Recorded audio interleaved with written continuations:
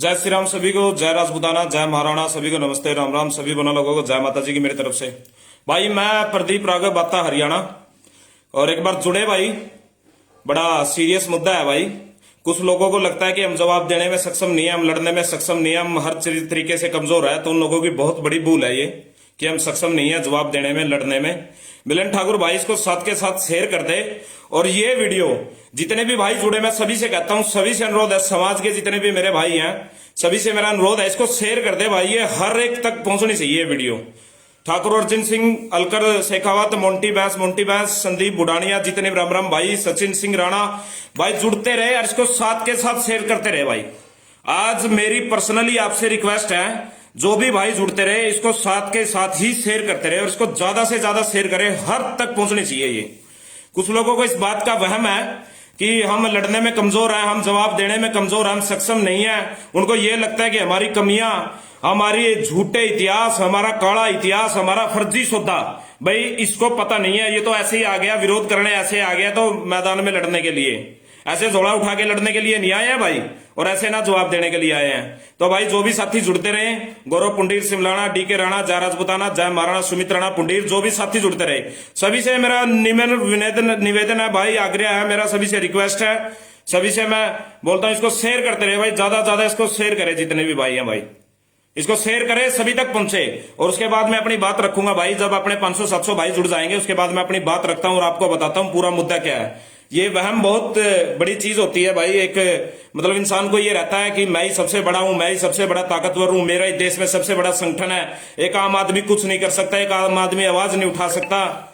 तेजा सारण चौधरी राम राम भाई, राम राम प्रिया रंजन, गौरव पुंडीर सिमलाना राम राम भाई, तंवर राजेश राम राम, सोमी सिंह तंवर भाई, इसको शेयर करते रहे साथ के साथ। ठाकुर सरपंच अमन राणा, बिल्कुल भाई, ठाकुर अर्जुन शेयर, बिल्कुल भाई, बिल्कुल बिल्कुल। तो भाई मैं बताना चाहता हूं भाई, सुनना ध्यान से बात को। गलतफहमी बहुत बुरी चीज होती है। जब इंसान को गलतफहमी होती है ना, अहम होता है, अहंकार होता है, घमंड होता है। अहंकार घमंड तो बड़ों बड़ों का टूट गया भाई। जो बड़े बड़े अपने आप में दावे करते थे ना कि हमारे से दुनिया में कोई बड़ा नहीं है, हिटलर जैसे जो बोलते थे ना, दावे करते थे कि हमारे से बड़ा कोई नहीं है इस दुनिया को, जो सिकंदर जैसे कहते थे कि हम पूरी दुनिया जीत लेंगे, अहम और घमंड तो उनका टूटा है। और तुम तो है ही कुछ नहीं हो, मैं सच्चाई कहूं ना, तुम लोग तो है ही कुछ नहीं हो। सुनो बात ध्यान से। आज भाई कल परसों 3-4 दिन से मुद्दा गर्म है भाई, जब से वो पोस्ट डली है हमले वाली। तो कुछ लोग आते हैं, कुछ भाई सबसे पहले मैं बताना चाहता हूं भाई, जो समाज के युवा है ना, समाज के 95% जो 95% युवा है, बड़े समझदार हैं, बड़े अच्छे पढ़े लिखे युवा भी है, बेशक से कम पढ़े लिखे हो लेकिन समझदार युवा भी है ज्यादातर जो समाज के जो युवा है। लेकिन भाई कुछ युवा मानसिक तौर पर गुलाम हो चुके हैं। रवि राणा ककेड़ी भाई, राम राम शेयर करें भाई इसको सारे, सुमित राणा, योगेश मोहित पुंडीर, सबके नाम नहीं ले सकता भाई मैं, आज का विषय बहुत जरूरी है। पुष्पेंद्र बना, दिलीप सिंह नरुका, जमालपुर, पूर्ण चौधरी राम राम जी भाई, केपी सिंह हम आपके साथ है, धन्यवाद भाई करे। तो भाई हमारे समाज का 95% जो युवा है ना, जो 95% बड़ा समझदार युवा है। कुलदीप राणा यमुनानगर से भाई, बहुत समझदार युवा है, समझता है, वो किसी की गुलामी नहीं करता, ना वो किसी संगठन की गुलामी करता है, ना वो किसी दादा की गुलामी करता है। संदीप राणा इटली से, जय राजपूताना। और जो 5% युवा है जो पोस्टेज शेयर करते हैं, मेरे स्क्रीनशॉट लेके डालते हैं, प्रचार करते हैं, दादा ने दे दिया जवाब, फलाने ने दे दिया जवाब। अरे अभी तो ये जिंदा है, अभी तो उसी की तरफ से जवाब है, मेरा भी तो सुनना जवाब है, मेरा भी तो सुनना पड़ेगा ना जवाब, या उसके जवाब पे सहमत हो जाओगे? इसका मतलब पक्के वाले मानसिक गुलाम हो फिर, अगर उसके जवाब पे सहमत हो जाओगे। सुनो भाई मेरी बात, आज बताता हूं मैं संगठनों का फर्जी इतिहास और काला इतिहास। जो संगठन जो समाज को गुमराह कर रहे हैं, जो संगठन जो समाज को भटका रहे हैं, जो दिशाहीन कर रहे हैं, जो युवाओं की भविष्य के साथ खिलवाड़ कर रहे हैं, जो युवाओं के भविष्य के साथ खेल रहे हैं, शेयर करो इसको साथ के साथ, ज्यादा ज्यादा शेयर करो। और मैं बताता हूं क्या किया उन संगठनों ने युवाओं के लिए, क्या किया समाज के लिए, क्या दिया युवाओं को, और क्या वो लोग दे सकते हैं, और क्या उम्मीद है युवाओं को उन संगठनों से, उन ठेकेदारों से। सुनो भाई ध्यान से सारे बात, आज सारी बातें खोलेंगे भाई।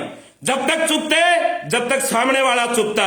अगर सामने वाला आके बोलेगा तो मुंह तोड़ जवाब देंगे, ना किसी से दबते हैं, ना किसी से डरते हैं, समाज के लिए आवाज उठाते हैं, समाज के लिए करते हैं। और जो लोग बोलते हैं कि पिछले 2 महीने में, पिछले 4 महीने में, 6 महीने में, 15 साल से काम करते हैं, मेरा हरियाणा प्रदेश जानता है, मेरा पंजाब प्रदेश जानता है, उत्तर प्रदेश जानता है, सब जानते हैं भाई प्रदीप राघव बाता कितने दिन से काम कर रहा है। और बता दूं संगठन वालों, सुनो ध्यान से, संगठन वालों तुम्हें भी बता दूं मैं, तुम्हें ये लगेगा कि ये आदमी कौन है, ये व्यक्ति कौन है जो तुम्हारे से जवाब मांग रहा है, जो तुम्हारे से हिसाब मांग रहा है, जो तुम्हारे से हर बात पूछ रहा है, और जिसकी वजह से तुम्हें मजबूर होकर लाइव आना पड़ा, जिसकी वजह से मजबूर होकर फेसबुक पर उपेंद्र राणा प्रकरण को लेकर जवाब देना पड़ा, जिसकी वजह से मजबूर होकर पिछले 2 महीने से जो आवाज नहीं उठा रहे थे, पिछले 2 महीने से जो उपेंद्र राणा की बात नहीं कर रहे थे, जिसकी वजह से आज तुम्हें उपेंद्र का नाम मजबूरी में लाइव में आकर लेना पड़ रहा है। वही प्रदीप राघव आता हूं मैं, जिस उपेंद्र राणा को तुम पिछले 2 महीने से बुलाए बैठे थे, वही तुम संगठन के फर्जी ठेकेदार हो जो तुम उपेंद्र राणा को भस्मासुर बोलते हो। वही तुम संगठन के फर्जी ठेकेदार हो जो उपेंद्र राणा को बोलते हो कि जेल में पड़े रहने दो, सड़ने दो, बाहर आकर फिर परेशान करेगा, फिर वो गाली देगा। समझ रहे हो ना मेरी बात? अगर जिसको भाई ये बात लगती है ना, जिसको ये बात लगती है कि ये बात झूठी है, उपेंद्र राणा को किसने भस्मासुर बोला है, जिसको ये लगता है कि ये बात झूठी है, किसने उपेंद्र राणा के लिए शब्द यूज किए कि जेल में ब्लड रिलेशन वाला साथ में चाहिए तब मुलाकात हो सकती है। सुन लो भाई, सबसे पहला झूठ सुन लो, दादा के पुत्रो ध्यान से सुन लो बात। जो कहते हैं ना जेल में मुलाकात करने के लिए ब्लड रिलेशन वाला जरूरी चाहिए, प्रदीप राघव बाता 3 बार मुलाकात करके आया मेरे साथ में, कौन सा ब्लड रिलेशन वाला था बताओ भाई? उसके परिवार से कौन था? उपेंद्र राणा के परिवार से। दो इस बात का जवाब। प्रदीप राणा क्या उसके ब्लड रिलेशन में था? क्या उसका सगा भाई था प्रदीप राणा? कौन था प्रदीप राणा? प्रदीप राणा का गांव से 150 किलोमीटर दूर पड़ता है। प्रदीप राणा 3 बार मुलाकात करके आया, तब क्यों नहीं ब्लड रिलेशन का प्रूफ मांगा मुझे जेल ने मुझसे? सबसे पहला झूठ। दूसरा झूठ, कोरोना चल रहा है, जेल में पड़े रहने दो, जेल में शेर जाते हैं। अरे जेल में शेर तो जाते हैं, पर शेरों की कुत्ते जैसी हालत नहीं की जाती। शेर को शेर बना के रखो ना। तुम्हारी वजह से तो आज कुत्ते जैसी हालत कर दी हमारी भाई की जो शेर। उपेंद्र राणा ने बहुत कम समय में लाखों लोगों के अंदर, करोड़ों लोगों के अंदर अपने दिल के अंदर जगह बनाई। इन लोगों को यही बात हजम नहीं हुई, इन लोगों को यही बात नहीं पची। वो इनसे हिसाब मांगने लग गया, इनकी बातों का जवाब देने लग गया। आज ये बड़े खुश है क्योंकि इनको कोई जवाब देने वाला नहीं है, क्योंकि इनसे कोई हिसाब मांगने वाला नहीं है, क्योंकि इनका कोई विरोध करने वाला नहीं है। लेकिन प्रदीप राघव आता जब इनके विरोध में आता है, जब इनसे बात पूछता है, जब इनसे जवाब मांगता है, तो इन संगठन, इन फर्जी ठेकेदारों को मिर्ची लगती है। फिर ये अपनी IT सेल से पोस्टर डलवाते हैं, दादा के पोतों से प्रचार करवाते हैं प्रदीप राघव आता के बारे में। डाल दो, सच्चाई की कभी हार नहीं हो सकती, सच्चाई की हमेशा जीत होगी, सच्चाई कभी नहीं हार सकती, सच्चाई की हमेशा जीत होगी। लिखवा लो मेरे से। अब मैं बताता हूं इनका काला इतिहास, इनका काला इतिहास सुनो भाई। ये लोग, सबसे पहली बात सुन लो ध्यान से, जिस भी संगठन वाले को, जिस भी ठेकेदार को, दादा को ये लगता हो ना कि हम समाज से बड़े हैं, और ये लगता हो कि समाज संगठन से है, इस गलतफहमी को दिल से और दिमाग से निकाल दे। समाज संगठन से नहीं है, संगठन समाज से है। समाज के युवा जुड़े हैं, समाज के युवा कोऑपरेट कर रहे हैं, तभी संगठन आज खड़े हैं, तभी आज संगठन का नाम है। समाज संगठन से नहीं है, संगठन समाज से है। फिर बता रहा हूं, जिसको भी भ्रम हो संगठन के ठेकेदार को, फर्जी सेनाओं को, फर्जी ठेकेदारों को, तो मैं उनको बताना चाहता हूं, समाज संगठन दोनों चीजें बिल्कुल अलग है। वो अलग इसलिए है क्योंकि संगठन समाज से है, ना कि समाज संगठन से है। और बताओ, आज तक समाज ने कभी कोई महापंचायत की हो? कभी आप लोगों को बोला हो कि आप समाज के उद्धार के लिए संगठन का निर्माण करो या समाज के लिए आगे निकल कर आओ? एक बात बता देता हूं भाई, आज जितने भी भाई जुड़े हैं, मेरा सभी से अनुरोध है, इसको शेयर करें ज्यादा से ज्यादा। 10-10 ग्रुपों में इस वीडियो को शेयर करें। पता लगना चाहिए हमारी युवा शक्ति का। आम राजपूत को आज संगठन, आज आम राजपूत को राजपूत ही नहीं समझता है, ये समझते हैं कि देश के अंदर सिर्फ संगठन का राज रहेगा, सिर्फ फर्जी दुकानों का राज रहेगा, सिर्फ फर्जी ठेकेदारों का राज रहेगा। आज आम राजपूत, क्या आम राजपूत नहीं लड़ता है समाज के लिए? क्या आम युवा राजपूत समाज नहीं लड़ता है, समाज की आवाज नहीं उठाता है? तो इनका ये जो भ्रम है, आज युवाओं को कहना चाहता हूं, उनको तोड़ के दिखाओ इनका भ्रम। समाज का 95% युवा जो संगठनों से नहीं जुड़ा है, जो किसी की गुलामी नहीं करता है, जो इंडिपेंडेंट होकर काम करता है, वो युवा आज भी समाज के लिए मरने और मिटने के लिए तैयार है। तुम संगठन वालों ने क्या किया सब जानते हैं। तुमने नफरत का जहर घोला है, तुमने हर समाज को दुश्मन बनाया है, तुमने दूसरे समाजों को गाली दी है, जिसका भुगतान समाज के आम राजपूत को करना पड़ा है। मेरी बातों को ध्यान से सुनना, एक एक बातों को ध्यान से सुनना। जितनी भी बात होगी मैं सारी बातें आपको स्टेप बाय स्टेप हर चीज बताता जाऊंगा। अब मैं बताता हूं भाई, इनका इतिहास, जो इनका काला इतिहास रहा है, शेयर करते रहे, उसके साथ शेयर करे। हर बात खुल कर आएगी। प्रदीप राघव बत्ता का न डर है, न किसी संगठन का डर है, न किसी ठेकेदार का डर है। सच्चा राजपूत हूं, सच्चा क्षत्रिय का खून हूं। मुझे फेमस होने के लिए या मुझे अपनी राजनीति चमकाने के लिए कभी लाइव नहीं आता, मैं कभी समाज की आवाज नहीं उठाता। मैं कसम खाता हूं मां भवानी की, जिंदगी में कोई राजनीति नहीं करूंगा, ना चुनाव लड़ूंगा। समाज के हर युवा के लिए, समाज के लिए अपने खून का एक एक कतरा बहाऊंगा, लेकिन समाज को खाई में, समाज को गड्ढे में नहीं जाने दूंगा मैं अपने जीते जी। और बता देना चाहता हूं संगठन के ठेकेदारों को और फर्जी सेनाओं को, प्रदीप राघव बत्ता का या तो मर्डर करवा दो या इसको मरवा दो। ये आवाज तब दब सकती है, वरना ये आवाज नहीं दबेगी। ये आवाज हमेशा बोलेगी। ये आवाज फर्जी दुकानदारों के खिलाफ हमेशा गूंजेगी। ये आवाज हमेशा विरोध करेगी। जो संगठन, जो ठेकेदार फर्जी जिन्होंने समाज में दुकानदारी खोल रखी है, हमेशा उनके खिलाफ आऊंगा, हमेशा उनके खिलाफ लड़ूंगा। जिसमें दम है मैं बता चुका हूं, या तो मेरा मर्डर करे, मुझे गोली मरवाए। अगर आप लोगों को अपनी दुकानदारी चलानी है, अगर संगठनों को अपना चंदा लूटना है, समाज को बेवकूफ बनाना है, समाज के युवाओं का भविष्य लूटना है, उनको अंधकार में धकेलना है, तो अपनी दुकानदारी चलाने के लिए पहले प्रदीप राघव बत्ता को रास्ते से हटाए, उसको गोली मरवाए, उसका मर्डर करवाए अगर दम है। या फिर अगर ये काम नहीं कर सकते, एक समय निश्चित करे, एक प्रेस कॉन्फ्रेंस रखे, एक मीटिंग का आयोजन करे और प्रदीप राघव बत्ता को उसमें बुलाए। मेरे सवालों के आप लोगों के जवाब हो गए, अगर आप लोगों के जवाब संतोषजनक हुए, अगर आप लोगों के जवाब सेटिस्फाइड करने वाले हुए, तो प्रदीप राघव बत्ता पूरे समाज के सामने ऐलान करता है, जिंदगी भर मैं तुम्हारे बारे में कभी विरोध नहीं करूंगा और मैं सबके सामने माफी मांगने का काम करूंगा अगर प्रदीप राघव बत्ता गलत है, अगर समाज और संगठनों के खिलाफ उठाई आवाज गलत है। अब सुनिए भाई काला इतिहास। भाई जब से इन संगठनों का निर्माण हुआ है, सबसे पहले समाज के, पहले जब शुरू में इन लोगों को अपना नाम चमकाना था, जब युवाओं को इनको जोड़ना था अपने साथ, जब इनको अपने आप को मजबूत करना था, जब युवाओं को इनको बहला के फुसला के अपने साथ लेकर आना था, तब ये समाज के अंदर अगर इतनी सी भी घटना हो जाती थी, सबसे पहले भाग के जाते थे, सबसे पहले आवाज उठाते थे।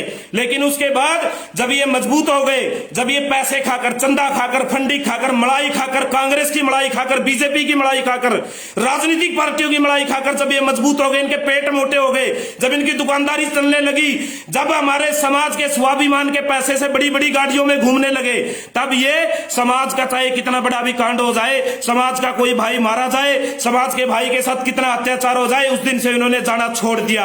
क्यों छोड़ दिया? क्योंकि अब ये राजपूत सेना नहीं है, अब ये राजपूतों की भलाई करने वाली सेना नहीं रही, क्योंकि अब ये संगठन, ये फर्जी दुकानें, अब ये राजनीतिक ठेकेदार बन चुके हैं, राजनीतिक दल्ले बन चुके हैं। मैं स्पष्ट कहता हूं, जो भी कहता हूं मुंह पे कहता हूं, हिम्मत है मेरे अंदर बोलने की तभी मैं बोलता हूं। सुनना अब इनका इतिहास। इन्होंने आनंदपाल के लिए लड़ाई लड़ी, हरियाणा का युवा समाज पहुंचा, यूपी का युवा समाज पहुंचा, गुजरात से गए, मध्य प्रदेश से लोग गए। 18 दिन तक दादा आनंदपाल की डेड बॉडी वहां डी फ्रीज में रखी रही। प्रदीप राघव बत्ता 18 दिन तक वहां पर मौजूद रहा। पूरा प्रकरण मैंने अपनी आंखों से देखा।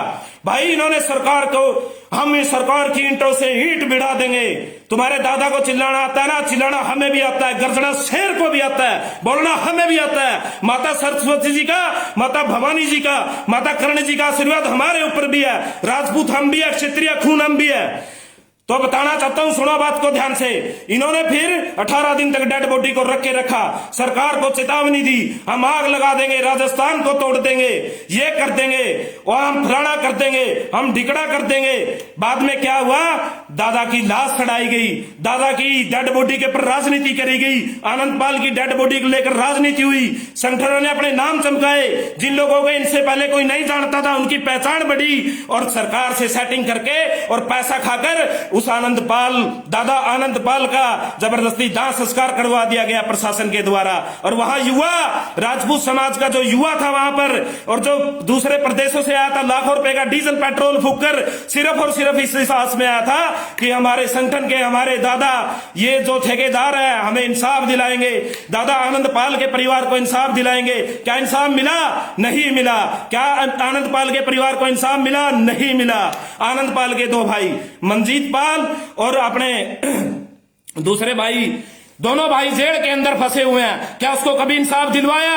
उनको झूठे मुकदमों में अंदर फंसवा रखा है। अरे ठेकेदारों, अरे फर्जी संगठन ठेकेदारों, फर्जी दुकानदारों, जब आनंद पाल का तुम समझौता कर रहे थे, जब उसकी डेड बॉडी को, उसकी लाश को तुम बेच रहे थे, जब तुम पैसे खा रहे थे, तो कम से कम एक एहसान तो कर देते छोटा सा समाज के ऊपर। वो एहसान ये था, जो मनजीत पाल और रुपेंद्र पाल दोनों भाई जेल में झूठे मुकदमे में आज भी सलाखों के पीछे पड़े, जो जेड़े काट रहे हैं, जिनका परिवार पूरी तरह से बिखरा हुआ है, उनसे कम से कम सरकार से पैसे लेते वक्त ये तो समझौता कर लेते कि इन दो निर्दोषों को बाहर कर दो। हम हमारी जो सेटिंग की राशि है, जो हमारा पैसा है सेटिंग का, उसमें हमारे 10-20 लाख रुपए कम कर दो और इन दोनों भाइयों को जेल से बाहर कर दो। अरे लानत है तुम्हारे ऊपर, तुमने तो ये भी नहीं किया। उसके बाद आता है पद्मावती का मुद्दा। पद्मावती में मुद्दे में क्या किया? रिकॉर्डिंग वायरल हुई, वीडियो वायरल हुई। क्यों हुई वो? ऐसे क्यों नहीं की? दूसरे संगठन वालों की क्यों नहीं की रिकॉर्डिंग वायरल? दूसरे संगठन वालों की वीडियो क्यों नहीं की वायरल?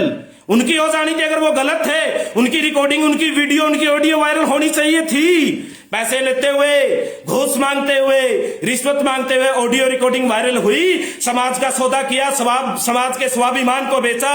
पूरा क्षत्रिय समाज का युवा, पूरे देश का युवा, जिस युवा के अंदर जोश था माता पद्मिनी को लेकर, माता पद्मावती को लेकर, जिस युवा के अंदर जोश था, जिनके अंदर स्वाभिमान की ज्वाला धधक रही थी, जो माता पद्मिनी के लिए, करने के लिए, लड़ने के लिए, मरने के लिए, मिटने के लिए तैयार थे, तुमने उनका भी सौदा कर दिया। अरे डूब मरो फर्जी ठेकेदारों, आज तुम्हारी पूरी पोल खोल के दिखाऊंगा। तुमने उनका भी सौदा कर दिया और तुमने अपने संगठनों को बड़ा बताकर, बॉलीवुड में अपने आप को दिखाकर, तुम लोगों ने इतना मोटा पैसा खा लिया और बड़ी बड़ी गाड़ियां खरीद ली। समाज में अपना झूठे ढकोसला रुतबा दिखाने के लिए, युवाओं को प्रेरित करने के लिए, युवाओं को बहकाने के लिए तुमने इतने ढकोसलेबाजी कर दी और माता पद्मिनी के स्वाभिमान को तुम लोगों ने पैसे लेकर कुचलते हुए सरेआम पूरे हिंदुस्तान के अंदर पद्मावती फिल्म चली। और सिर्फ दुख किसको आया? दुख आम युवा को, आम राजपूत समाज को आया, जिसको संगठन वाले आज राजपूत नहीं समझते हैं। जो युवा, जो धरातल से जुड़ा युवा, जिसको आज संगठन वाले समाज का युवा नहीं समझते हैं, सिर्फ दुख उसको आया, सिर्फ पीड़ा उसको हुई जब स्वाभिमान को कुचला गया, जब स्वाभिमान को सरेआम कुचला गया। सिर्फ तुम और तुम्हारी गंदी दुकानदारी की वजह से, सिर्फ तुम्हारी गंदी मानसिकता की वजह से। जोधा अकबर में सबसे पहले जो लोग कहते हैं कि 2 महीने पहले आया है, 4 महीने पहले, 6 महीने, सुन लो ध्यान से भाई, बात सुन लो ध्यान से, सारी बातें खोल के बताऊंगा, एक एक बातें बताऊंगा। जोधा अकबर के अंदर हरियाणा प्रदेश में घर घर घूमकर मैंने और मेरे भाइयों ने और मेरी टीम ने पूरे युवाओं को जगाने का काम किया। हमने पूरे युवाओं को इकट्ठा किया। हरियाणा, पंजाब, उत्तर प्रदेश, हमारे दिल्ली, हमारे आसपास का उत्तराखंड, सभी युवा एक मंच पर आए। सभी ने लड़ने का काम किया, सभी ने जवाब देने का काम किया।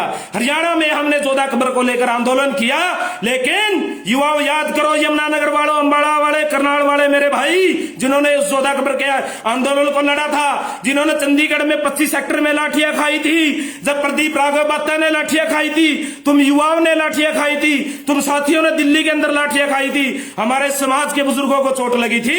17 अगस्त को मुझे आज भी याद है, मेरी मेमोरी बहुत तेज है, मैंने हर चीज को अपने किताबों में लिख के रख रखा है। मैं कभी अनगिनत बातें नहीं करता, मैं तथ्य के हिसाब से बातें रखता हूं, तथ्य के हिसाब से मैं अपना जो भी मुद्दा होता है वो रखता हूं। मैंने आज भी वो बातें याद है। 17 अगस्त को 2013 के अंदर दिल्ली जंतर मंतर पर हम बैठकर लाठियां खा रहे थे और लोकेंद्र सिंह कालवी और उनके जो करणी सेना के संगठन वाले थे, वो जयपुर के अंदर एकता कपूर के साथ लड्डू खा रहे थे।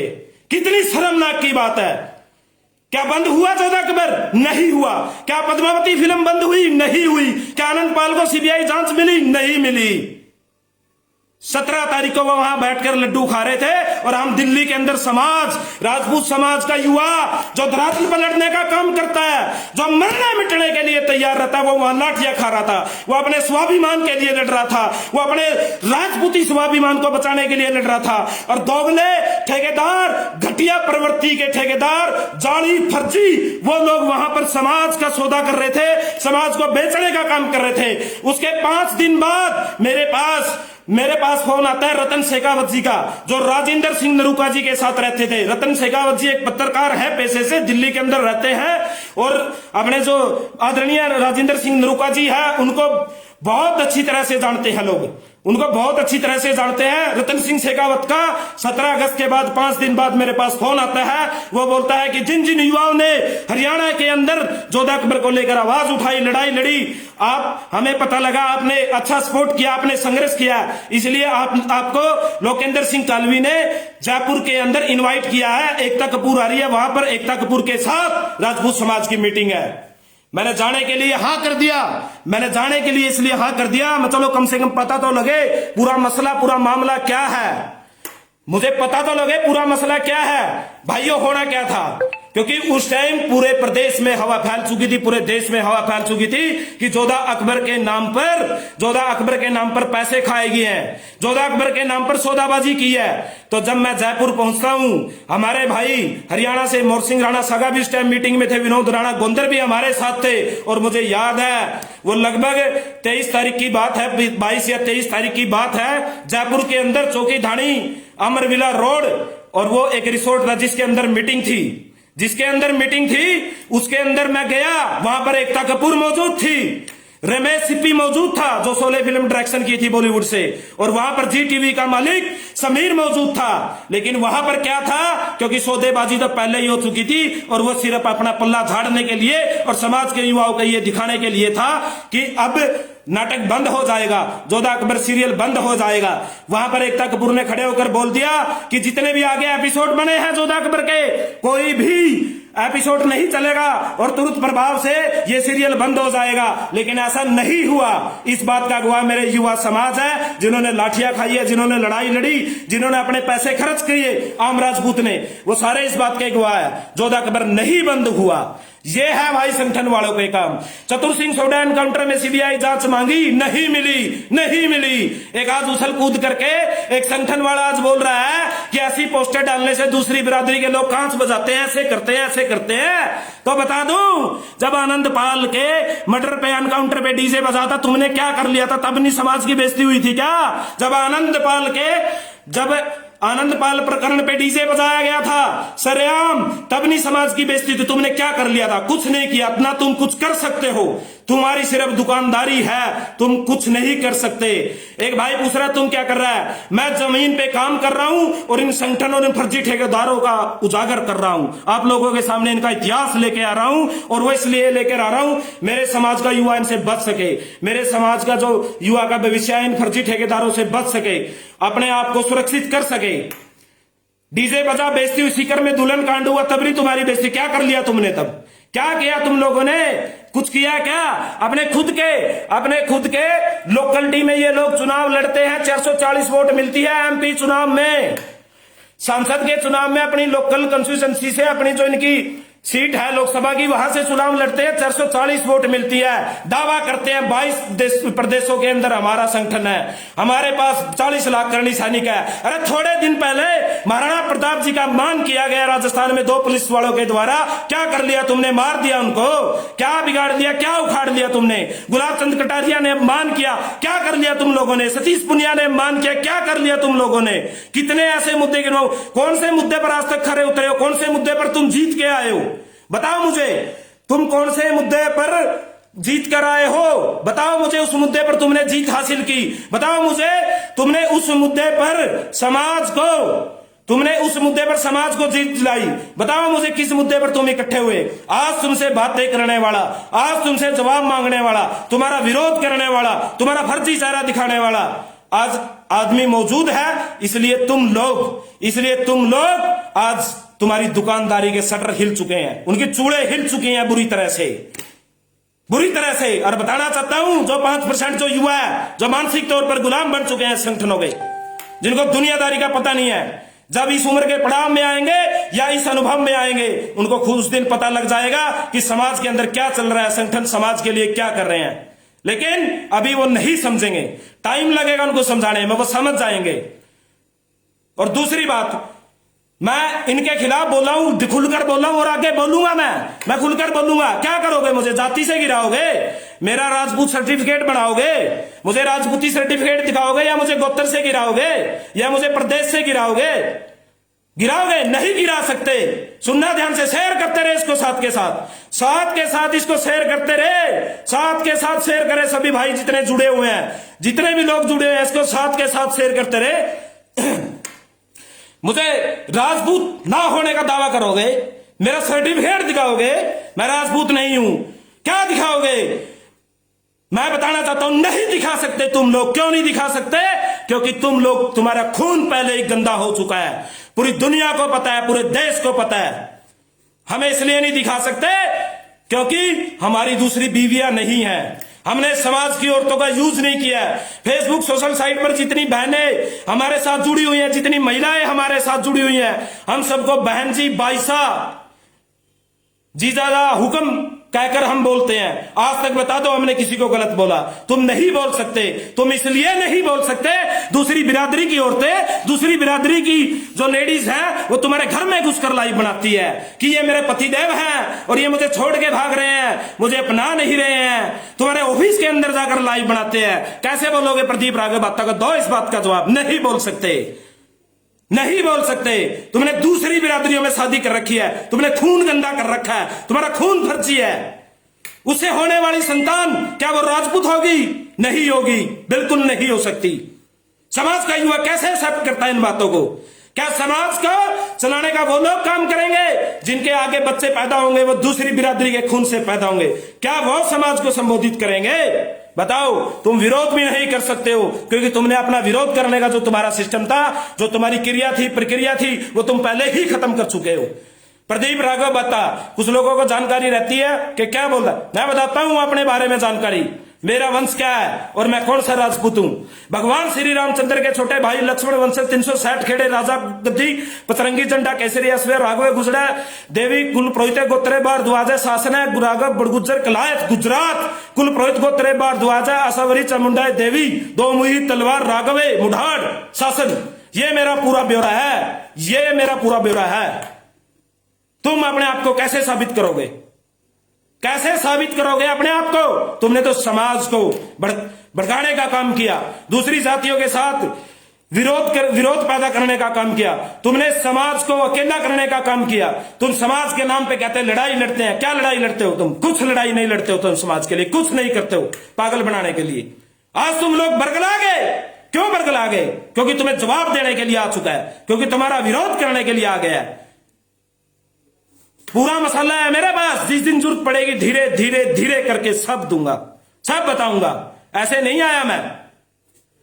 एक भाई लिख रहा है चतुर सिंह के लिए 5 लाख रुपए देने की बात हुई थी, किसने दिए? अरे कौन देगा भाई? ये ढकोसलेबाजी हैं, ये ढकोसलेबाजियां हैं। इन्होंने कुछ नहीं देना, इन्होंने कुछ नहीं देना। एक महोदया जी आ रहे हैं, थोड़े दिन पहले मेरे को बोल रहे थे कि वो बंदा तो ठीक नहीं है, उसको संगठन में मत जोड़िए। आज वो सपोर्ट के लिए यहां पर आए हैं। चलो मेरे आदरणीय हैं, मैं उनसे हाथ जोड़कर नमस्कार करता हूं। यशपाल राणा अंकल जी हैं अम्बाड़ा से। बताना चाहता हूं अंकल जी, शेर सिंह के राणा के लिए समर्थन मांग रहे हैं। शेर सिंह राणा के लिए समर्थन ही नहीं, अपनी दिल जान सब कुछ देंगे। समाज का सच्चा क्षत्रिय, समाज का नाम करने वाला, समाज का स्वाभिमान जगाने वाला वो भाई शेर सिंह राणा है। अगर आज जरूरत है तो सभी युवा इन संगठनों के चक्कर में आकर ना फंसे। आज भाई ने जो राजनीतिक पार्टी बनाई है बहुत सही सोच समझकर बनाई है भाई शेर सिंह राणा ने। और मैं शेर सिंह राणा भाई को तब से जानता हूं, जो लोग कहते हैं कि मैं 2 महीने पहले आया, 4 महीने पहले आया, मैं शेर सिंह राणा को तब से जानता हूं जब 2007 के अंदर दिल्ली पटियाला हाउस कोर्ट में भाई की तारीख लगती थी। और पूछ लेना शेर सिंह भाई को, मेरे बड़े भैया को जाकर, कि राघव वहां पर मिलने आता था कि नहीं आता था। सिर्फ 8-9 लोग आते थे। हरियाणा से मोर सिंह भाई, सीका सिंह चौहान गुड़गांव से, फरीदाबाद से सॉरी, और हमारी बहन शिवानी जयपुर से है जो, और शिवानी चौहान, और दूसरे हमारे मोर सिंह भाई की टीम, और कोई नहीं आता था। हम उस टाइम से जानते हैं। अगर युवाओं मेरी बात पर ध्यान देना, एक बात कहना चाहता हूं मैं तुम लोगों को, जिनको ये लग रहा है नहीं कि मैं फालतू भोंक रहा है, वो चमन चूतिए हैं, वो चमन चूतिए टाइप के लोग हैं जिनको लग रहा है कि मैं फालतू भोंक रहा हूं। उनको इसलिए क्योंकि उनको इस चीज का ज्ञान नहीं है, वो इस फील्ड में नहीं पहुंच पाए अभी तक, यहां तक उनको इस जानकारी नहीं है पूरी अच्छे से कि क्या चल रहा है। तो मैं बता देना चाहता हूं भाई शेर सिंह भाई के लिए, शेर सिंह भाई ने जो पार्टी बनाई है, राजनीतिक पार्टी, जो संगठन वाले लोग हैं क्यों नहीं सपोर्ट करते? जब शेर सिंह भाई ने हरियाणा के अंदर चुनाव लड़ा तो करणी सेना ने क्यों नहीं सपोर्ट किया शेर सिंह भाई को? क्या करणी सेना राजपूतों की नहीं है? क्या शेर सिंह भाई राजपूत नहीं है? क्यों नहीं सपोर्ट किया? समझो यूं यहां से, समझो यहां से। जब करणी सेना, जो भी करणी सेना है, जो दूसरे संगठन है, वो शेर सिंह भाई को सपोर्ट नहीं करेंगे, हमारे भाई को सपोर्ट नहीं करेंगे, तो हम कैसे मान ले कि ये फर्जी संगठन हमारे समाज का भला करेंगे? कभी नहीं कर सकते ये फर्जी संगठन हमारे समाज का भला। बताना चाहता हूं, कान में पालो, इस बात को ध्यान से सुन लो, ये कभी नहीं कर सकते। जब शेर सिंह भाई ने बिहार में चुनाव लड़ा, करणी सेना वालों ने ऐलान कर दिया कि हम बिहार में चुनाव लड़ेंगे। ये तुम्हारे सामने है। अरे राजपूतों, तुम्हारे अंदर भूलने की बीमारी है, तुम बड़ी जल्दी भूल जाते हो, तुम्हें बातें याद नहीं रहती। मैं अपने दिमाग के अंदर फिट करके रखता हूं, मैं इन बातों को लिख के रखता हूं, भविष्य में इनकी जरूरत पड़ती है, इन बातों की जवाब देना पड़ता है। समझते हो आप इस बात को? इन बातों का जवाब देना पड़ता है भविष्य में। शेर सिंह राणा जब बिहार के चुनाव लड़ने के लिए उन्होंने ऐलान किया, करणी सेना ने, एक फर्जी सेना ने ऐलान कर दिया कि हम भी बिहार में चुनाव लड़ने जा रहे हैं। वो तो उनका वहां पर वर्चस्व नहीं था, सिस्टम नहीं था, लेकिन वो चुनाव लड़ते। अरे शर्म आनी चाहिए। हम हमारी बिरादरी हमारे भाई को काट रहे हैं, हम हमारी बिरादरी हमारे भाई को काट रहे हैं, हम अपने भाई को दुश्मन बना रहे हैं, तो कैसे समाज का भला होगा? युवाओं, जवाब दो मुझे इस बात का, कैसे भला होगा समाज का? अगर तुम रियल में ही राजपूत हो, अगर तुम्हारा संगठन राजपूत है, अगर तुम्हारी राजपूत करणी सेना है, तो शेर सिंह राणा भाई का साथ दो, दिखाओ देकर साथ। नहीं दे सकते, क्योंकि दो संगठन है राजस्थान के अंदर, एक बीजेपी की मलाई खाता है, एक कांग्रेस की मलाई खाता है। एक बीजेपी को हराने का काम करता है और एक कांग्रेस को जिताने का काम करता है। बताओ ये बात झूठ है? बताओ अगर ये बात झूठ है। तुम बदला नहीं ले सकते, तुम माफी नहीं मंगवा सकते, तुम कहीं लड़ाई में जीत नहीं दिलवा सकते, तो करोगे क्या? हरियाणा के अंदर बताना चाहता हूं, हरियाणा के जितने भाई जुड़े हुए हैं, मीर भोजी को लेकर प्रकरण हुआ, कौन सी करणी सेना आई भाई? कौन सी करणी सेना ने समर्थन किया? जब हरियाणा के हजारों युवा राजस्थान पहुंचने का काम करते हैं, राजस्थान के भाइयों के साथ हमारे अच्छे संबंध है, हमारी रिश्तेदारियां हैं, हमारा भाईचारा है, हमारा उन लोगों के साथ दिल से प्यार है, तो तुम लोग हरियाणा क्यों नहीं आए? किस लिए? तो हरियाणा का युवा क्यों साथ दे तुम्हें? क्यों साथ दे हम तुम्हारा? जब तुम हमारी लड़ाई में नहीं खड़े होते तो हम क्यों साथ दे तुम्हारा? हम नहीं देंगे, और वो युवा भी साथ नहीं देंगे जिनको तुम्हें बरगला रखा है। शेर सिंह भाई समाज के लिए हमेशा एक बात बोलते हैं, मुझे बड़ी अच्छी लगती है। बिहार भी उन्होंने एक बात बोली थी, ऐसी ऐसी घटनाएं हो रही हैं, अगर आज हम सत्ता में होते, अगर आज हम सरकार में होते, तो हम यहां पर करोड़ों रुपए का मुआवजा देने का काम करते, नौकरी देने का काम करते, समाज को सहारा देने का काम करते, समाज की ताकत बनते। लेकिन करे तो करे क्या करे? समाज ने हमें वो ताकत नहीं दी, इन फर्जी सेनाओं ने वो ताकत नहीं दी। उस महान अनुभवी व्यक्ति ने अपनी जिंदगी के कीमती 14-15 साल जेल के अंदर गुजार दिए, आज वो जेल से बाहर है, समाज के दर दर पे आया, समाज के घर घर तक पहुंचा, उसने पूरा मुहिम चलाई, पूरे लोगों को जागरूक किया, उसने सबको पूछा, सबको बोला कि मेरा साथ दो, मेरा साथ दो, लेकिन लोगों ने साथ नहीं दिया। कहां भला कर रहे हैं हम समाज का? किस तरीके से भला कर रहे हैं हम समाज का? जिस भाई ने 15 साल कहने के लिए होते हैं, 15 दिन जेल में रहे ना, कल ठिकाने आ जाती है, पता लग जाता है जेल क्या होती है। और उस भाई ने तिहाड़ के अंदर, जहां पर खूंखार आतंकवादी, जहां पर क्रिमिनल बड़े बड़े, जो विदेशों के बड़े बड़े क्रिमिनल पड़े थे, उन भाइयों के साथ जेल में अपना टाइम गुजारा, अपने सिस्टम पे रहे, अपने क्षत्रिय धर्म पे रहे, अपने कर्तव्य पे रहे, कभी उन्होंने नशा नहीं किया। ये सपना राजावत है। इस तरह को गोली दे रखी होगी बढ़िया वाली, है ना? ठीक है, लगी रह तू, बहुत अच्छा है, बढ़िया। उसका साथ नहीं दे रहे हैं। चुनाव होता है, भाग जाते हैं, कड़ी समर्थन नहीं। कड़िया शेर सिंह भाई हरियाणा में क्यों नहीं आए भाई? क्यों नहीं समर्थन किया? क्या हरियाणा में राजपूत नहीं है क्या? हरियाणा में करणी सेना से नहीं जुड़े हुए हैं? जो गलत है उसके खिलाफ बोल लेंगे और खुल के बोल लेंगे। पहले ही बोला है, अगर ये आवाज ऐसे बंद नहीं होगी, आवाज नहीं दबेगी, ये आवाज ऐसे ही चलती रहेगी, या तो मर्डर करवा दो, रास्ते से हटा दो। यही आपके पास ऑप्शन बचा हुआ है। अगर आपको हटाना है तो मेरे को मार के हटा सकते हो, मेरी आवाज को दबा सकते हो, लेकिन मैं आज के बाद मैं ज्यादा इस बात के लिए बात भी नहीं करूंगा उपेंद्र राणा के लिए। और मैं अपने दिल से लगा हुआ था, अपने दिल से मैं सपोर्ट कर रहा था, और मैं आगे भी सपोर्ट करता रहूंगा जब तक मेरा भाई बाहर नहीं आएगा।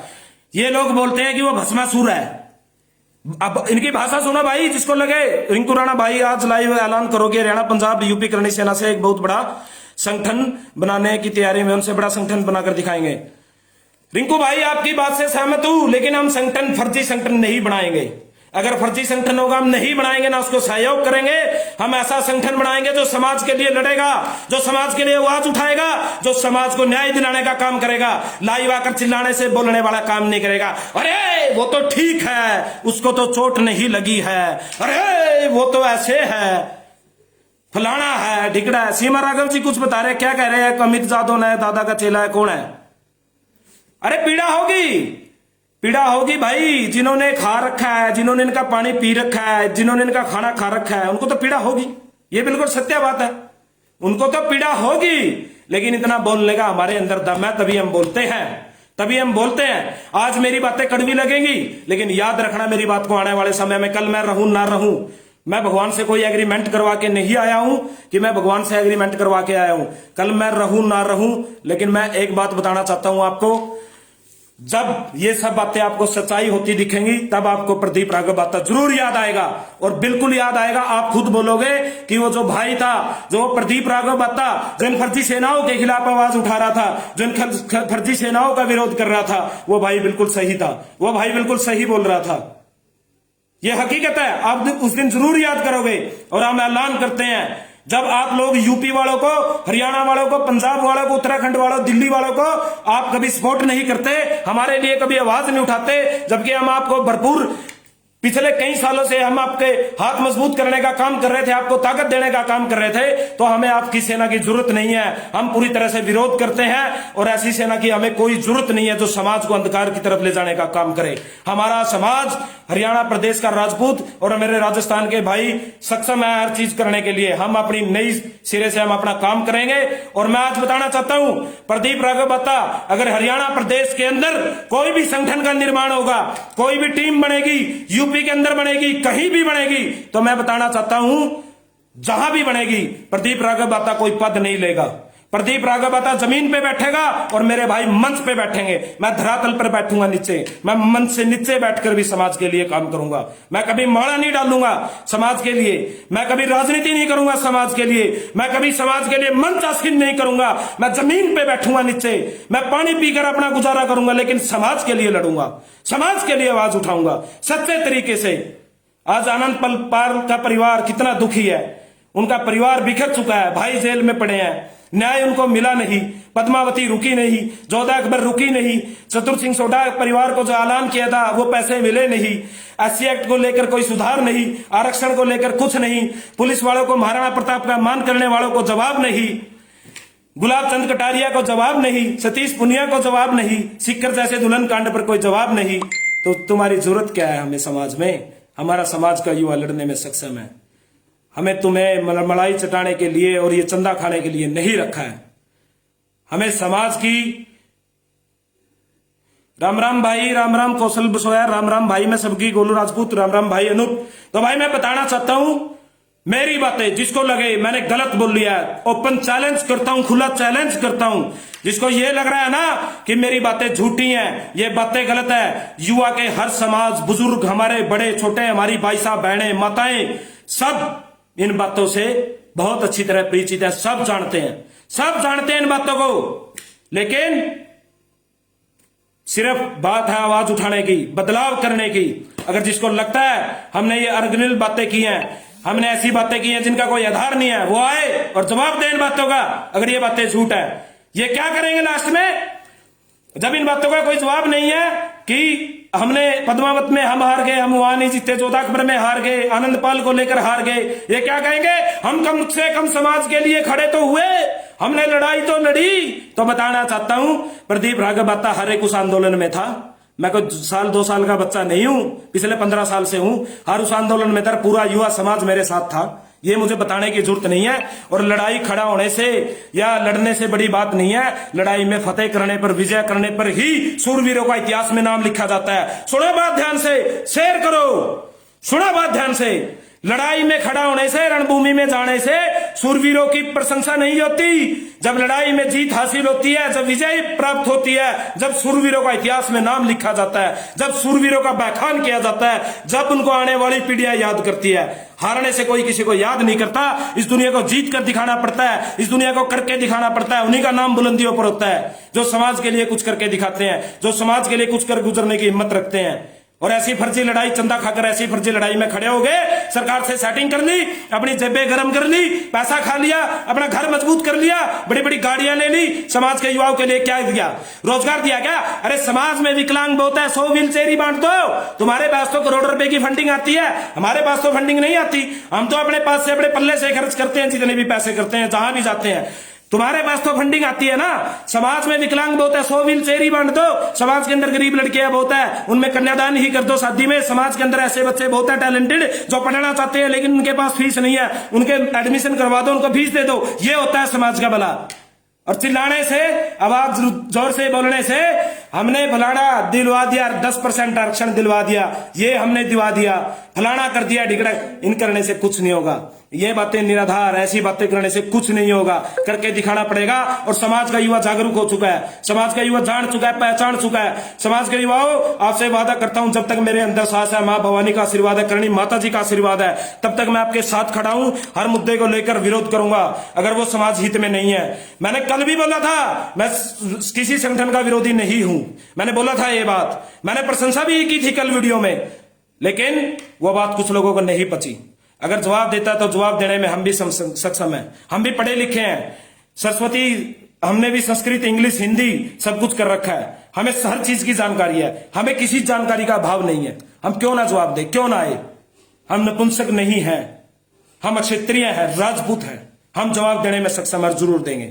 और एक सलाह उनके लिए, 5% जो पोस्टें करते हैं, हाँ फर्जी थी, झूठी थी खबर, फलाना था, दादा ने बोल दिया।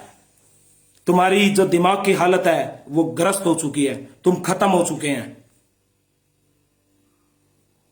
प्रांशु भाई अभी देखा लाइव, हम सब आपके साथ में, बिल्कुल मेरे भाई, बहुत बहुत धन्यवाद भाई। मेरा पर्सनल कोई स्वार्थ नहीं है, ना मुझे पद चाहिए, ना मुझे संगठन चाहिए, ना मुझे राजनीति करनी, मुझे युवाओं का भविष्य चाहिए, मेरे युवाओं का भविष्य, मुझे समाज का स्वाभिमान चाहिए, समाज की लड़ाई में मुझे जीत चाहिए। रिंकू राणा, इन फर्जी संगठन जड़ से उखाड़ कर फेंके, टाइम आ चुका है, बिल्कुल रिंकू भाई, इनका टाइम आ चुका है। विश्वदीप सोलंकी, बस ऐसे ही रहना ब्रदर। बिल्कुल भाई, मैं वादा करता हूं, मैंने पहले भी बोला, मुझे कोई पद नहीं चाहिए, मुझे कोई किसी तरह का राजनीतिक प्रॉफिट नहीं चाहिए, मुझे कुछ नहीं, मैं जमीन पर बैठकर काम करूंगा, मैं अपने समाज के युवाओं को मंच पर बैठाऊंगा, समाज के युवाओं को पगड़ी बांधूंगा, समाज के युवाओं के गले में मैं डालूंगा भाई माला, लेकिन मैं नहीं डालूंगा भाई। मैं जमीन पर एक छोटा भाई बनकर, आपका छोटा भाई बनकर जमीन पर बैठकर लड़ूंगा और इन मुद्दों को फिर आके लेकर आऊंगा आप सभी के सामने, जब भी ये समाज के लिए नहीं करेंगे। और उपेंद्र राणा मुद्दे से भटकाया जा रहा है। सुन लो, जो ये जवाब मांग रहे थे ना मेरे से कि जो वो हमला हुआ था वो झूठ है या सच है, वो सच है, वो झूठ नहीं है। उपेंद्र राणा मामले से तुमको भटकाया जा रहा है, तुमको गुमराह किया जा रहा है। जो रिकॉर्डिंग पड़ी है मेरे पास, रिकॉर्डिंग सुन लो, संगठन के जो ठेकेदार है वो क्या कहते हैं, उसको अंदर पड़े रहने दो, वो भस्मासुर है, वो गाली देगा, वो फलाना करेगा, वो समाज के लिए ठीक नहीं है, फलाना नहीं है। तो आप सोच सकते हैं कि ये लोग कितना सपोर्ट कर रहे हैं। और झूठ बोलते हैं कि ब्लड रिलेशन वाले के साथ मुलाकात होती है। मैं 3 बार मुलाकात करके आया हूं, कोई ब्लड रिलेशन वाला मेरे साथ में नहीं था। इस बात मैंने लाइव वीडियो डाली थी। बताओ क्यों झूठ बोलते, क्यों समाज को गुमराह करते हो? क्या झूठे प्रचार से जो मानसिक गुलाम है वो वाहवाही कर सकते हैं, वो प्रशंसा कर सकते हैं, लेकिन जो सच्चा आम राजपूत है, जिनको तुम राजपूत नहीं समझते, जो आम राजपूत ही लड़ता है सबसे ज्यादा, आम राजपूत ही पैसा खर्च करता है, आम राजपूतों की फंडिंग से तुम्हारे घर चल रहे हैं, आम राजपूतों के चंदे से तुम्हारी गाड़ियां चल रही हैं, उस राजपूत को तुम राजपूत नहीं मानते, लेकिन मैं उनको अपने से भी बड़ा राजपूत मानता हूं, अपना बड़ा भाई मानता हूं। उनके चरणों में मैं निवेदन करता हूं, वंदन करता हूं, नतमस्तक करता हूं। और मेरे समाज का भाई अगर मुझे कुछ बोलता हूं, मैं कभी नहीं लड़ता। क्यों नहीं लड़ता? क्योंकि मेरे समाज का भाई है, वो मेरे समाज का खून अंश है। अगर राजपूत अब आज भी आपस में लड़ते रहे तो कोई फायदा नहीं है। हजारों साल से हम लड़ते आ रहे हैं, लेकिन तुम लोगों ने इन फर्जी दुकानों से, इन फर्जी सिस्टम से पूरे समाज को खत्म कर दिया, पूरे समाज में तुमने घुन लगा दिया। आज मेरे अंकल यशपाल राणा जी का भी समर्थन आया, मैं बहुत बहुत धन्यवाद करता हूं अपने बुजुर्ग का और हाथ जोड़कर प्रणाम करता हूं अंकल जी आपको, ठाकुर अभिषेक सिंह जी। भाई मैं ये मुद्दा लेकर आया, मैंने आपको बताया, बस युवाओं आपको समझने की जरूरत है, आप लोगों को ये चीजें देखने की जरूरत है, आप लोगों को ये बातें समझने की जरूरत है, इनको ध्यान से दिमाग में बिठाने की जरूरत है। अगर मैं गलत हूं, मैं मां भवानी की कसम खा के कहता हूं, मैं अपनी जिंदगी में कभी किसी राजनीतिक पार्टी में नहीं जाऊंगा। मैं पूरे समाज के साथ, पूरे समाज के साथ, पूरे समाज के साथ मैं हमेशा खड़ा रहूंगा। मैं कभी राजनीतिक पार्टी में नहीं जाऊंगा। समाज मुझे अगर बोलेगा जमीन पे बैठना है, समाज अगर मुझे बोलेगा आग में कूदना है, समाज अगर मुझे बोलेगा तुम्हें जान देनी है, मैं समाज के लिए तैयार रहूंगा। लेकिन मैं समाज के साथ राजनीति नहीं करूंगा, समाज को, युवाओं को बरगलाने का काम नहीं करूंगा। मैं चंदाखोरी करके समाज के लोगों को मिसगाइड करने का काम नहीं करूंगा। करूंगा तो करूंगा सिर्फ समाज की हक की आवाज उठाएंगे, समाज के लिए लड़ेंगे और भाई शेर सिंह राणा को मजबूत कराएंगे।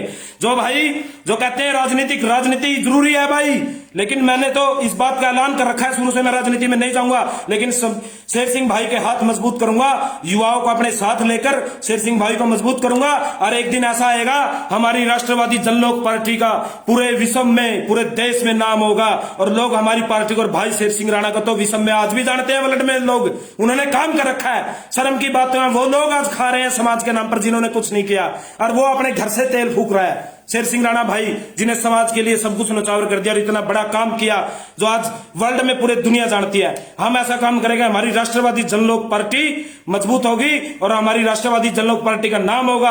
और युवाओं, आपको मां भवानी की कसम लगे, आपको माता करणी जी की कसम लगे, आज से सभी आप सौगंध खाए कि हम भाई शेर सिंह राणा जी का पूरा दिल से साथ देंगे और भरपूर तरीके से उनके साथ रहेंगे। तो मैंने जो जवाब दिया, जिसको मेरी बातें गलत लगती हो किसी भी माध्यम से आ जाओ, प्रदीप राघव बत्ता हर जगह आने के लिए तैयार है। ना मैं डरता हूं, ना मेरे अंदर डर नाम की कोई चीज है। मैं हर तरीके से, हर पहाड़ से, हर लड़ाई से लड़ने के लिए तैयार हूं। लेकिन मुझे यह बर्दाश्त नहीं होता है झूठा प्रचार खुद कर रहे हो और हमारे ऊपर ब्लेम लगाते हो कि झूठा प्रचार कर रहे हैं। हमारे ऊपर ब्लेम लगाओगे झूठा प्रचार कर रहे हैं। ये तो एक छोटा सा क्या था, ये तो अभी शोरूम था, माल तो गोदाम में है। देखते जाओ आगे आगे होता है क्या है। तुम्हारे पास सिर्फ यही ऑप्शन है, अगर बचना है तो प्रदीप राघव बत्ता को रास्ते से हटा दो। अगर तुम लोगों को बचना है, प्रदीप राघव बत्ता को हटा दो। नहीं, आने वाला टाइम बहुत बुरे होने वाला है, बता रहा हूं, आज भी कहता हूं। या तो काम करना सीख जाओ, लाइन पे आ जाओ, समाज के लिए तरीके से काम करो। उपेंद्र सिंह शेखावत लिख रहा है प्रदीप जी डरता कोई किसी से नहीं है। बहुत अच्छी बात है, कोई किसी से नहीं डरता है, तो हम उनसे भी नहीं डरते हैं। हम समाज को सर्वप्रथम लेकर चलते हैं, समाज के आगे नतमस्तक होकर चलते हैं। लेकिन जो समाज के लिए राजनीति करेगा उसको मुंह तोड़ जवाब देंगे, चाहे वो कोई भी, उसको मुंह तोड़ जवाब देंगे, कोई भी हो। और हमारा जो एजेंडे हैं, हमने उन पर काम करने हैं। जो युवाओं को शिक्षा के लिए, रोजगार के लिए, स्पोर्ट्स के लिए, हमारे कई फौजी भाइयों के साथ बात हो रखी है। मेरे संपर्क में 11 फौजी भाई हैं जिन्होंने मुझे कह रखा है, रिटायर हैं आर्मी से, बीएसएफ से, एनएसजी से, कि आप लोग मिलकर एकेडमी के सिस्टम बनवाओ और हम बच्चों को फ्री कोचिंग देंगे, जिससे बच्चे युवा आगे बढ़ेंगे, समाज के लिए रोजगार बढ़ेगा और वो सर्विस में जाएंगे। हमें शिक्षा पे, स्पोर्ट्स पे, खेल कूद पे, युवाओं के रोजगार के लिए काम करना है। हमें ऐसे काम नहीं करने हैं कि फलानी बिरादरी तेरी बांह काट देंगे, तेरी नाक काट देंगे और ये फलाना ही सेना है, हम ये कर देंगे, वो कर देंगे। हमने नहीं करना है ये। हमने समाज सुधार की बात करनी है, हमने युवाओं की लड़ाई लड़नी है और वो हम लड़ेंगे। और जिसके मन में कोई दिक्कत हो, जिस प्रकार की भी दिक्कत हो, जहां मर्जी मिल लो, कोई दिक्कत नहीं है, खुला चैलेंज है। सभी का बहुत बहुत धन्यवाद, जितने भी जुड़े मेरे साथ, सभी का बहुत बहुत आभार। मैं आप सभी को नमन करता हूं। कुछ ऐसे लोग भी होंगे जो मेरे विचारों से सहमत नहीं होंगे और बहुत सारे भाई मेरे विचारों से सहमत हैं। और मैं तुम लोगों को बताना चाहता हूं, आप लोग समझे इस बात को और अच्छी तरह से जाने इस बात को, बहुत अच्छे से समझे। फैसला आपके हाथ में है। अगर मैं गलत लगता हूं, मैं आप लोगों को बहला रहा हूं, आप लोगों को मिसगाइड कर रहा हूं, तो आप जाइए, आप करणी सेना से जुड़िए, आप जुड़ सकते हैं। आप दूसरे संगठन से जुड़िए, आप जुड़ सकते हैं। उसके बाद मेरे पास आपके लिए कुछ नहीं है, लेकिन आपको अपना जीवन, आपका विषय आपको पहचानना है। मैं तो सिर्फ बता सकता हूं एक समाज का होने के नाते जितनी मेरे पास जानकारी है। सभी का बहुत बहुत धन्यवाद, सभी का बहुत बहुत आभार। आप सभी का जितने जुड़े, सभी को चरण वंदन, सभी को नमस्ते।